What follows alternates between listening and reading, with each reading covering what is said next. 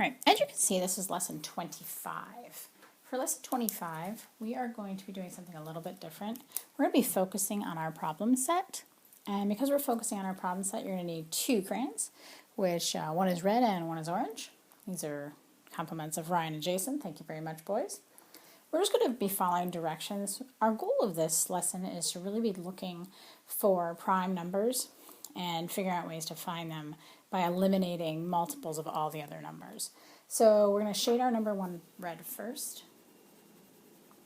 Now it doesn't have to be perfect, obviously, but you don't want to be sloppy, because if you're sloppy, it's not going to make sense.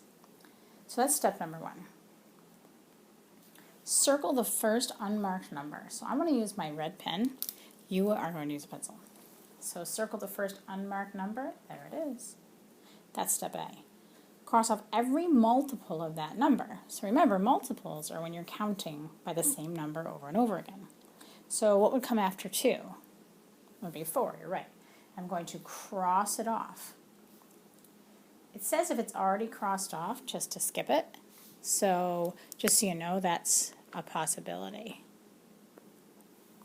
Now the next step is to continue on with multiples. So the next multiple would be, you're right, 6. The next multiple would be 8, next, 10, and you continue on with this path. All the multiples of 2. You should pretty quickly see that there's a pattern. Does anybody see the pattern yet? Yeah, you're right. You're just going straight down the 2's column, straight down the 4's column, 6's, 8's, and that's counted by 10's. So I'm going to make my process faster because I noticed this pattern.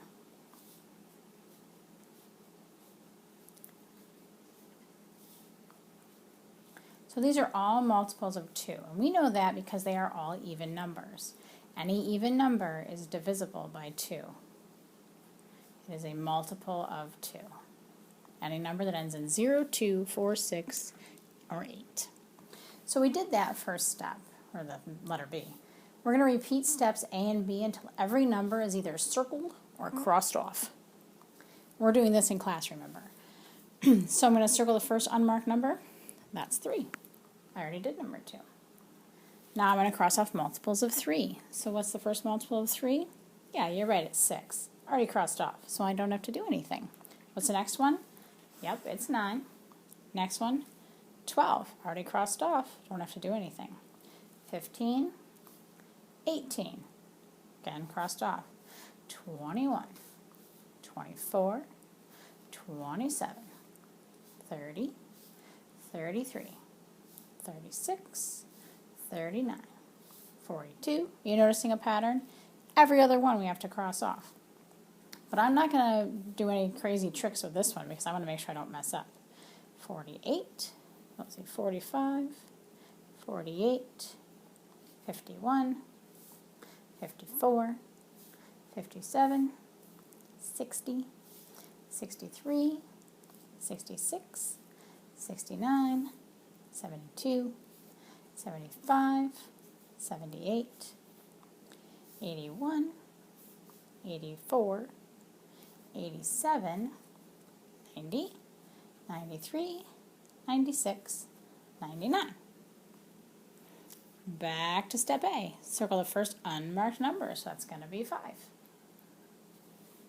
And then I just count multiples of 5.